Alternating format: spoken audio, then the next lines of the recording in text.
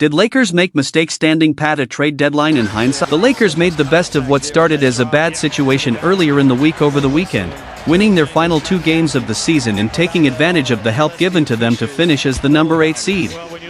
Certainly coming into the season, the number 8 seed felt something much closer to worst-case scenario than a realistic one. It was evident for quite a while that things weren't going according to plan this season, but did the Lakers make a mistake by not changing things up sooner? That was among the handful of questions received in this week's mailbag. Let's dive into what you guys want to talk about. To be honest, this hasn't been a thought I had during the second half of the season, mainly because they played so well. After the trade deadline, the Lakers have had the 3rd-ranked offense, are 12th in overall net rating and had the 5th best win percentage in the league. My question would be, what trade improves that? DeJounte Murray played well after the deadline, but does he dramatically change things for the Lakers? D'Angelo Russell, who you would trade to acquire Murray, averaged 19.3 points and shot 41.3% from the 3-point line after the trade deadline. Murray only averaged 3 points more on higher volume and lower efficiency. I don't think there's much of an argument that, this season, things play out better with Murray instead of Russell. From there, your argument is based on players around the edges: Royce O'Neal, Dorian Finney-Smith, Tyus Jones. Are any of those players moving the needle all that much? The answer, to me, is no. There will be a time for reflection on this season once it's over, but injuries, more than anything else, derailed this season.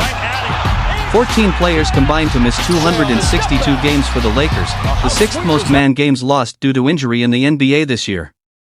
Considering how few of those came from LeBron James and Anthony Davis, and you see the revolving door of role players that made it hard to ever find a rhythm early in the year.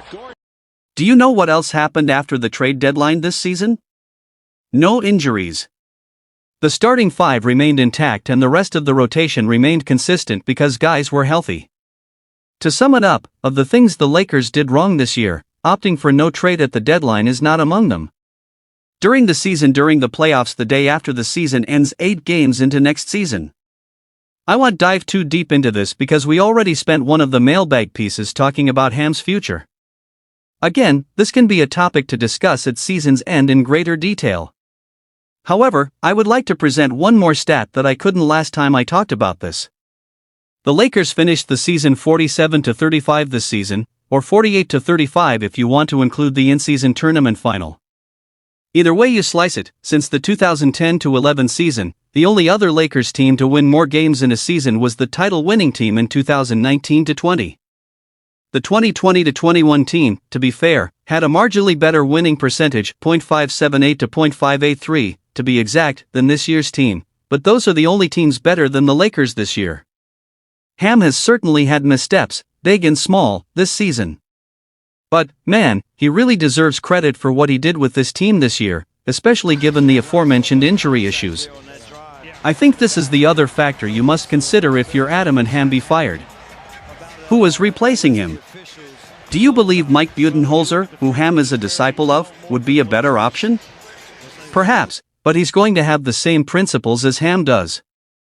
Terry Stotts and Kenny Atkinson were reported finalists last time, but does either move the needle that much? The list of experienced coaches available is small. From there, are you trusting another first-time NBA head coach?